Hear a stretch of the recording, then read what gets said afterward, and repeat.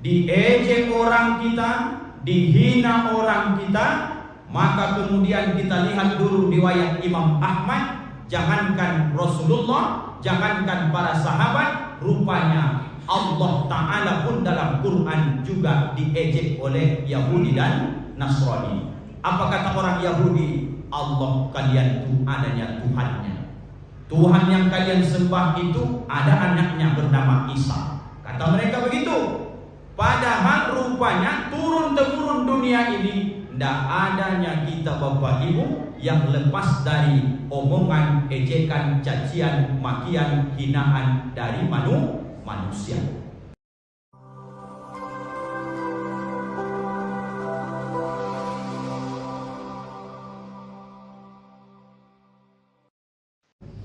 Bismillahirrahmanirrahim. Assalamualaikum warahmatullahi wabarakatuh.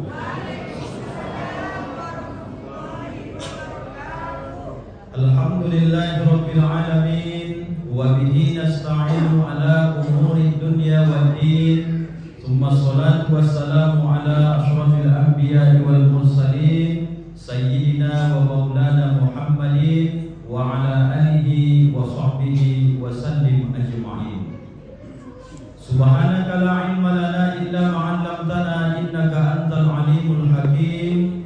Wa qala rabbi shrah li sadri wa yassir li amri wahlul 'uqdatam min lisani yafqahu qawli. Shadaqallahul azim. Allahumma faqihna fid din wa 'allimna at-ta'wil wahdina ila siratikal mustaqim. Amin walhamdulillahi rabbil alamin. Bapak-bapak, ibu-ibu, hadirin wal hadirat, para alim, para ulama, tokoh masyarakat yang tidak bisa disebutkan satu persatu, doa senantiasa Ustaz panjatkan kepada Allah. Semoga kita semua istiqomah dalam kebaikan dan ketaatan kepada Allah dan Rasulnya. Mudah-mudahan asbab ketaatan ini bisa besok membuat kita semua wafat husnul khotimah. Amin ya rabbal alamin. Kalau sudah husnul khotimah, lepaslah siksa azab gelapnya kubur. Bereslah besok ketika urusan di padang mahsyar. Selamat dari mizan, selamat dari hisab, selamat dari titian suratul mustaqim. Kapan kita Bapak Ibu bertemu kembali? Nanti di dalam surga bersama Nabi yang kita cinta, Muhammad sallallahu alaihi wasallam. Insya Allah. Pertanyaan ke ibu-ibu, nanti kalau sudah di surga dikumpul kembali kita dengan Rasulullah, maka ibu bisa berhak bertanya, siapa orang-orang yang dulu pernah berjumpa di dunia ini? Bisa kita tanyakan besok ketika sudah di dalam surga. Dan alangkah luar biasanya, bukan hanya orang-orang yang kita kenal, bahkan boleh bertanya orang-orang yang kita sayangi dan kita cinta. Apa yang mau Ustaz tanyakan ke ibu-ibu? Seandainya ibu besok masuk surga dan nampak suami ibu di dalam surga, mau tak ibu menanyakan suami ibu? Ibu, hidupnya kalian di belakang. Hidup. Bikin tak bernafas sekali lagi. Kalau ibu masuk surga, kemudian tak nampak suami ibu di dalam surga, mau tak ibu bertanya di mana suami ibu? Mau? Oh gitu. Kalau kira-kira nanti masuk sama-sama ke surga, udah ditanya, oh rupanya suami menyusul. Ibu kira-kira masih mau enggak suami yang di dunia ini, suami ibu juga di surga? Lebih kecil jawabnya sedikit. Dalam hatinya, kalau bisa ganti aja lah Pak Ustaz. Udah capek di dunia ini, bosan dia ada tengok, katanya begitu. Kalau di dunia ini biarpun dia menjengkelkan, nanti kalau sudah masuk surga, insya Allah membahagiakan. Apa sebab? Dalam surga tidak ada lagi ucapan yang sia-sia, tidak ada lagi yang membuat kita kesal. Semua bahagia di dalam surga insya Allah. Jadi kalau ibu dapat suami hari ini agak nakal sedikit, sabar-sabarkan saja. Besok masuk surga, baik dia insya Allah. Bapak pun begitu juga. Dapat bini itu agak-agak kurang bisa tahan sedikit, sabar-sabarkan saja. Paling lama 20 tahun lagi lewat itu biasanya. Nanti di surga jumpa, baik semua insya Allah. Insya Allah. Amin ya rabbal alamin. Bapak Ibu yang dimuliakan Allah, 18.47 insya Allah kajian tentu sampai azan sholat isya berkumandang. Kita manfaatkan waktu dengan sebaik-baiknya. Berapa kaji kita malam ini Pak Ustaz? Ada 4 Bapak Ibu yang dimuliakan Allah. Selesai yang 4 ini nanti insya Allah kita langsung sholat isya berjamaah. Kalau ada snacknya, habis sholat isya nanti makan snack. Kalau ada ibu-ibu snack? Tidak ada. Ustaz aja yang ada snacknya, air zam-zam. Itu pun jadilah, itu pun mengambil berkah. Kaji kita malam hari ini Bapak Ibu di dalam kitab yang ditulis oleh salah satu ulama besar dari ulama tasawuf yang bernama Junaid Al-Baghdadi rahimahullah. Siapa namanya ibu-ibu? Agak payah memang ingatnya. Junaid Al-Baghdadi. Coba ibu sebut dulu. Junaid Al-Baghdadi. Nah, kalau agak-agak kurang ingat Bapak Ibu siapa nama ulama ini, ingat saja yang paling mudah diingat Ustadz Junaidi. Kira-kira ke sana arahnya. Junaid. Kalau Ustadz kita Junaidi. Kalau masih lupa juga ingat Ustadz Joni. Itulah lebih banyak namanya. Junaid Al-Baghdadi. Apa kata beliau? Arbaun, ada 4 golongan manusia. Turfa'ul abdu, yang diangkat Allah derajatnya ila ahli darajat, kepada derajat yang sangat tinggi dan mulia. Orang yang diangkat derajatnya ini Bapak Ibu luar biasanya, ada 2 yang mereka tidak maksimalkan. Apa ini? Wa in qalla ilmuhu awa amaluhu. Orang ini bisa diangkat derajatnya biarpun sedikit ilmu pengetahuannya dan juga sedikit amalnya. Inilah yang kita inginkan Bapak Ibu. Ilmu terbatas, amal juga terbatas. Tapi Bapak Ibu termasuk Ustadz amalkan yang 4 ini.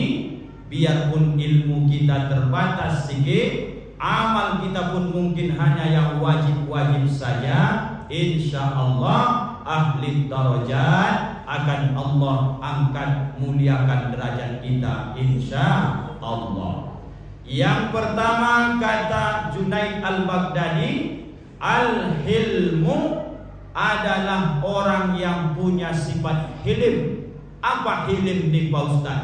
Orang yang sangat punya sifat lemah lembut, atau bahasa lainnya orang yang sangat pandai menahan emosinya. Itulah dia orangnya Bapak Ibu.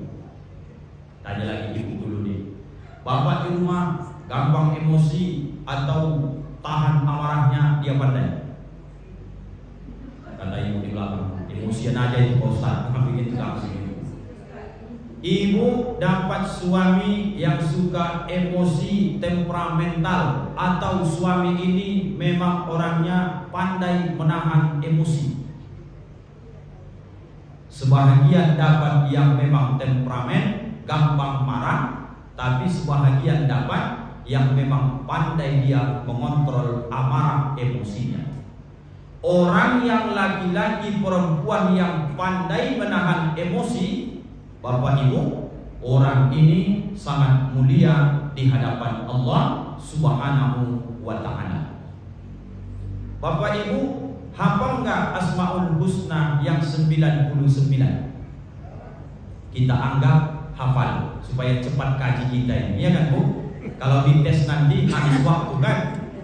Kalau Bapak Ibu nanti baca sampai di rumah Asmaul Husna itu, mulai dari Al-Malikul Quddusus Salamul Mu'minul Muhaiminul Azizul Jabbar al-mutakabbirul khaliqul bari'ul musawwirul ghaffarul qahhar al-wahhabur razzaqul fattahul alimul qabidul basitul khafidur rafiul mu'izzul mujillus samiul basir al-hakamul adalul latiful khabirul halimul. Rupanya Halim ini adalah salah satu nama dari nama-nama yang mulia, nama lain dari Allah Subhanahu wa ta'ala. Contohnya begini Bapak Ibu, kalaulah Allah Subhanahu wa ta'ala ini orangnya tidak halim, katakanlah orangnya supaya paham kita Bapak Ibu, kalaulah Allah ta'ala ini tidak punya sifat halim,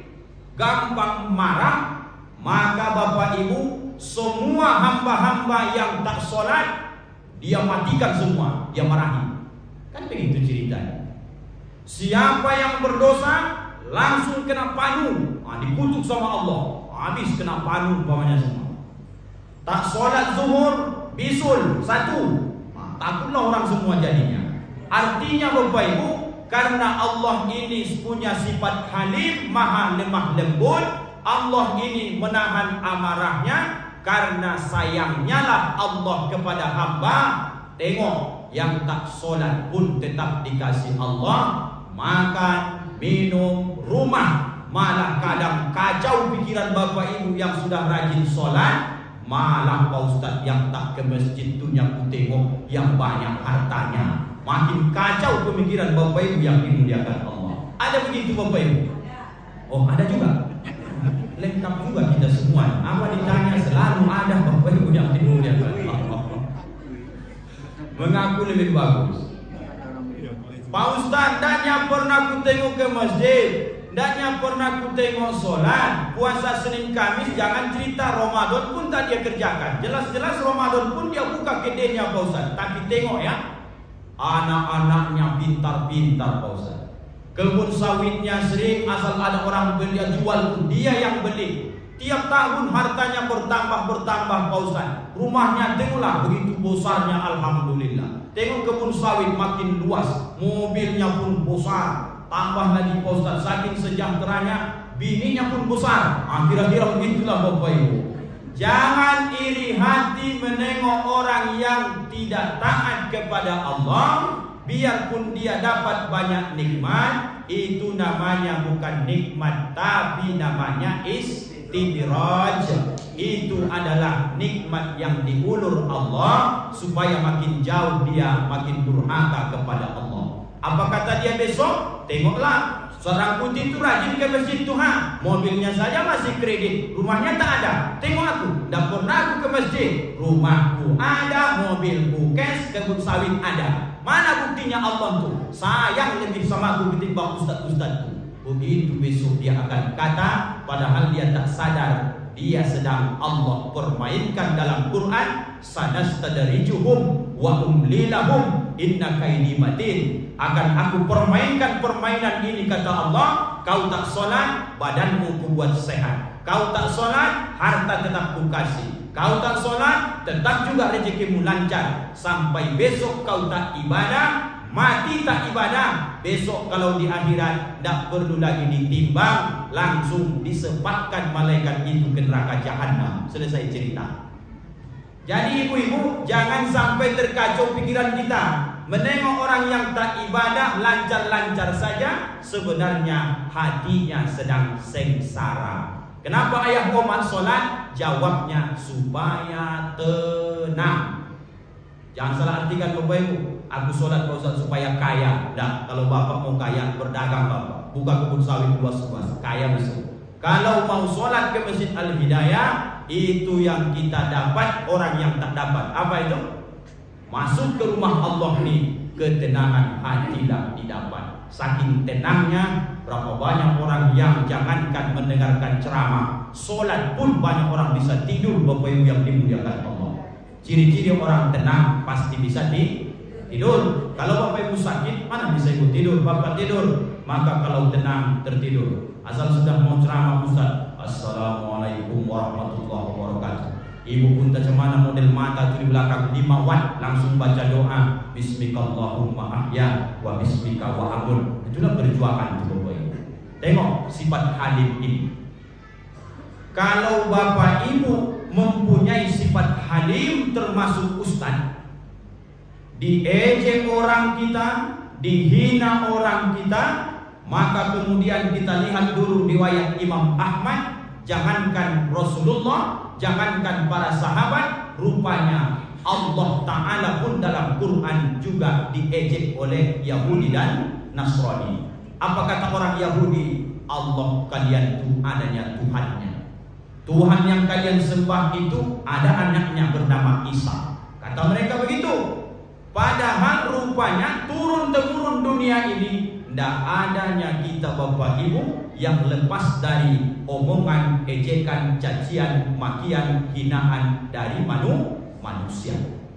Ibu sampai setua ini tunjuk tangan yang belum pernah sekalipun diejek orang, tunjuk tangan, tak kasih hadiah. Mana lebih sering ibu mengejek orang atau diejek orang?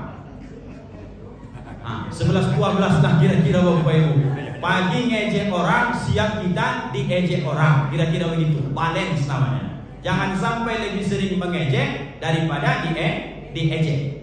Apa kata Rasulullah dalam hadis riwayat Imam Ahmad? Syatama Abi Bakrin. Pernah suatu ketika Abu Bakar As-Siddiq, anda ada hujan tak ada angin, datanglah seseorang duduk di hadapan Rasulullah, di sampingnya Abu Bakar. Entah apa masalah mereka ni, Rasul pun tak faham. Langsung orang ini dicaci makinya Abu Bakar di depan Rasulullah.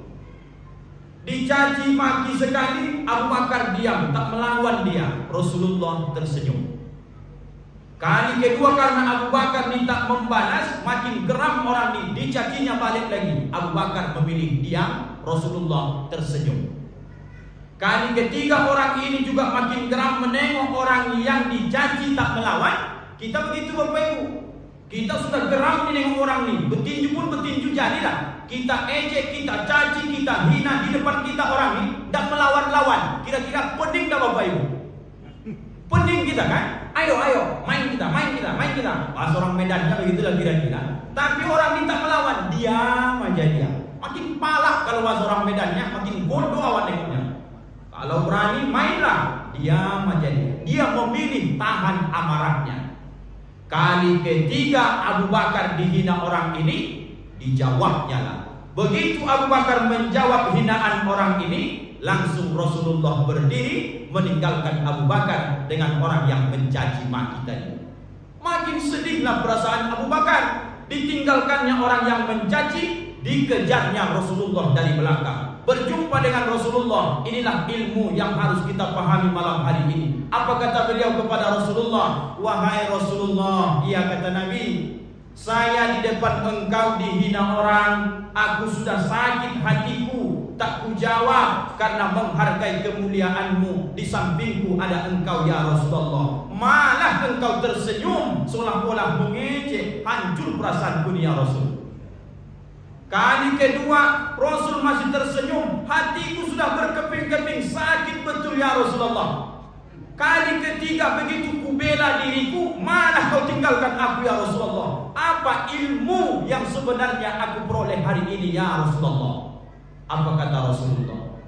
Sekali engkau diejek orang tadi wahai Abu Bakar, Allah bukakan hijab di mataku, ribuan malaikat Allah turun memuji engkau gara-gara engkau tak jawab ejekan daripada orang itu.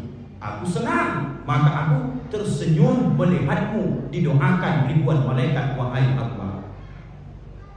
Kali kedua kau diejek, tak kau jawab, malah bertambah malaikat Allah dia kirim mendoakan engkau wahai Abu Bakar. Malah itulah aku tersenyum kata Rasulullah. Tapi kali ketiga begitu kau jawab ejekan orang itu, kemudian kalian bertengkar. Kenapa aku berangkat pergi meninggalkan kalian?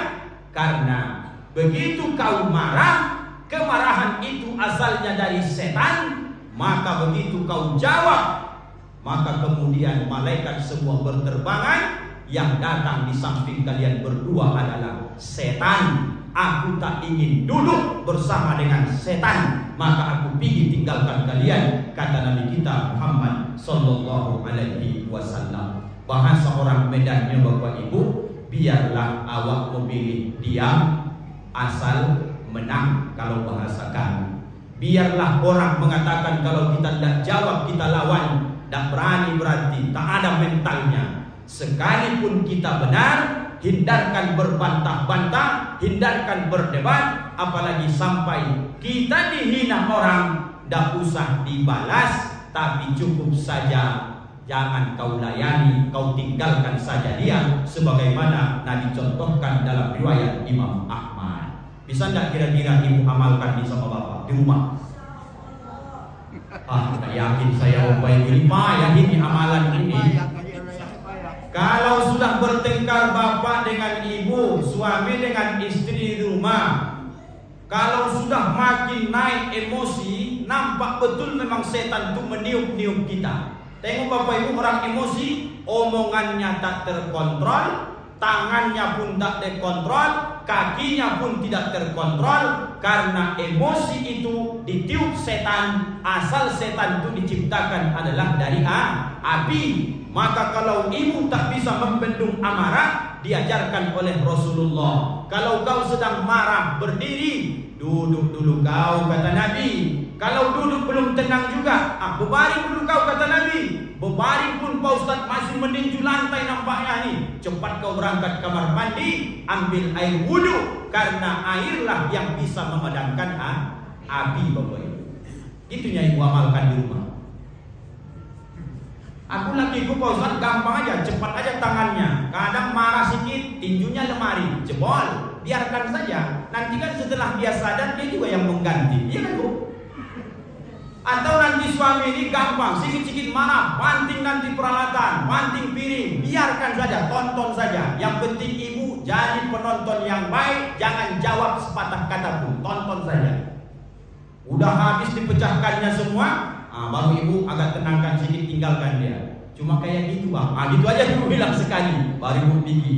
Nanti setelah dia sadar, tidak ada satupun orang setelah emosi, setelah dia selesai emosinya mengatakan, beruntung kali aku emosi tadi. Tak pernah terjadi. Orang selalu berkata setelah emosi, nyesal aku tadi marah-marah. Untuk apalah? Tenaga terkuras, pikiran kacau, hilang kebahagiaan dari diri kita. Apalagi ayah umat yang sudah berumur lanjut, jangan sering-sering lagi marah, karena memang tumpangan darah tinggi sudah banyak di badan kita ini. Sekali Bapak Ibu marah nanti, langsung game over. Innalillahi wa inna ilaihi raji'un. Siapa orang yang naik derajatnya dibuat Allah, kata Junaid Al-Baghdadi, orang yang punya sifat halim, lemah lembut, bisanya dia marah ketika diejek orang, tapi dia memilih untuk menahan amarah, baik kepada suami istri, baik kepada anak-anak. Inilah orang yang tinggi derajatnya. Mulialah orang ini Bapak Ibu, biarpun amalnya sedikit, ilmunya sedikit. Kita amalkan sama-sama Bapak Ibu. Apa nama sifatnya? Sifat halim, lemah lembut. Itulah jadi doa nama itu. Kepada siapa itu Pak Ustaz? Itulah bersyukur Ketua Al-Hidayah ini disematkan nama itu kepada Ketua Masjid Al-Hidayah ini, Bapak Haji Firman Halim, dibawanya nama itu. Bercakap pun lembut saja. Mau ibu apapun komentar, beliau senyum saja. Betullah momentum Maulid Nabi, nama yang disematkan menjadi doa. Salah satu guru kita itulah yang nampak mengamalkan tuah dari namanya. Ada Asmaul Husna Al-Halim, lemah lembut. Orangnya pun begitulah Bapak Ibu. Lahir cucu besok, buatkan nama satu lagi, karena beliau sudah tua, biar ada penggantinya besok Bapak Ibu. Ya Bapak Ibu ya, ini nomor satu. Yang kedua yang ditinggikan Allah derajatnya, kata Junaid Al-Baghdadi, at-tawadhu, orang yang punya sifat tawadhu, rendah hati. Mana yang betul Bapak Ibu? Rendah hati atau rendah diri? Rendah hati atau rendah diri? Apa bedanya rendah hati dengan rendah diri? Kalau rendah hati mulia, kalau rendah diri hina. Mana contoh Pak Ustaz? Orang yang rendah hati itu sifatnya dalam hadis namanya tawadu. Artinya banyak sebenarnya kemampuannya, tapi hendaknya terlalu dia nampak-nampakkan betul. Rendah hati kawan ni, padahal mampu dia, duitnya banyak, tapi sederhana saja nampak. Orang berkata, tapi dia tak butuh pujian itu. Mulia dia di hadapan Allah karena sifat tawadu. Kalau rendah diri, itulah yang disindir Nabi dalam hadisnya, yadul ulya khairum bi yadus sufla. Tangan di atas lebih mulia dibanding tangan di bawah. Siapa tangan di bawah ini? Adanya sama dia, tapi mentalnya, mohon maaf, mental peminta. Itu tak boleh. Kalau Bapak Ibu mampu, jangan lakukan. Apa sebab? Karena kau sudah merendahkan dirimu di hadapan makhluk, maka nanti engkau akan hina selama hidupmu. Itu bedanya Bapak Ibu. Coba tengok sifat tawaduk ini. Mempunyai sifat tawaduk, lawan kata tawaduk rendah hati ini adalah takabbara yatakabbaru, takabburan, sifat takabbur, sombong, angkuh, memandang orang sebelah mata, tolak pinggang, memandang orang kecil, hanya dia yang bisa dari segala hal. Siapa yang punya sifat takabbur? Iblis laknatullah. Dia berikan dalam Al-Quran. Bunyi kalimatnya, ana khairun minhu, saya lebih baik dari si Adam. Aku lebih pintar, aku lebih senior, aku lebih kaya. Asal yang bernilai lebih, itu dah sifat iblis semua ni Bapak Ibu. Dirangkum dalam kalimat, ana khairun minhu, saya lebih baik daripada si Adam. Lawan katanya adalah tawadu, rendah hati. Di mana bukti ketawadukan seorang hamba? Mau dia meletakkan keningnya sejajar dengan kakinya. Nama ritual ibadahnya adalah solat. Di dalam solat itu namanya adalah sujud. Bapak Ibu yang dimuliakan Allah, siapa orang yang paling sombong di dunia ini? Apakah ketika nanti ditegur tidak mau menyapa? Atau ketika lewat naik mobil tak pernah buka kaca? Atau kadang kita tegur kemudian klaksonnya pun tak pernah bunyi? Apakah itu orang yang sombong? Bukan. Orang yang sombong di dunia ini adalah dia makan nikmat Allah, tinggal di dunianya Allah, tapi tidak pernah dia letakkan keningnya sujud di hadapan Allah. Samalah dia, mohon maaf, dengan iblis yang membangkang tak mau sujud kepada Allah. Ritualnya menghormati Nabi Adam alaihissalam. Jadi kalau Bapak Ibu mau menengok orang sombong tuh, itulah modelnya. Kalau seorang putih kadang kencang bawa Honda, ibu tegur kadang, Ustaz, kadang saya dengar, kadang tak saya dengar. Kalaupun saya dengar tak saya sahut, maka itu bukan sombong hakikat. Sombong hakikat itu siapa? Alangkah sombongnya dalam hidup ini. Yang mengasih nafas itu adalah Allah, yang memberi dia rezeki adalah Allah, menitipkan rumah kebun sawit Allah, yang diminta Allah dari dia. Letakkanlah dulu kemuliaan yang kuberikan dalam dirimu. Itulah kepala, di dalamnya ini ada otak, pikiran, ada ilmu, ada akal. Letakkanlah sejajar dengan tempat paling hina. Apa tempat paling hina? Yang diinjak oleh kaki. Sejajarkanlah kemuliaan dengan kakimu. Disitulah tempatnya orang yang sifat tawadu, membuktikan dia rendah hati, butuh kepada Allah Subhanahu wa ta'ala. Bersyukurlah kita Bapak Ibu, hari ini masih di tahun kita ini, masih hidup kita. Alangkah senangnya, mudahnya kita sekarang beramal ibadah. Dan terbayang saya tahun 2005 ke bawah dulu, bagaimana sulitnya. Jangankan cerita kita mau sholat di rumah Allah seperti sekarang dipakai AC sejuk. Dulu kipas angin pun payah. 2000 ke bawah kita mau sholat payah Bapak Ibu. Masjid pun jarang dulu di ujung batu didapat cerita saya 2000 ke bawah. Sekarang Bapak Ibu tidak ada alasan orang di mana dia tinggal di ujung batu ini. Rupanya ujung batu Bapak Ibu sudah lebih masjid musolanya hampir 70 Bapak Ibu sekecamatan ujung batu. Bayangkan itu. Padahal kecilnya 4 desa 1 kelurahan. Dari ujung batu timur ke Pematang Tebi, belok ke Ngaso, masuk ke kelurahan ini. Cuman itunya ujung batu. 70 lebih sekarang masjid musola kita Bapak Ibu. Artinya semangat orang bangun masjid luar biasa. Maka kalau ada orang ujung batu yang juga tak sholat ke masjid, gak sempat dia, itu tidak salah kita lagi. Apalagi sudah difasilitasi sedemikian rupa. Kalau Bapak Ibu tengok kadang-kadang Al-Hidayah ini yang hari Jumat, Allahu Akbar.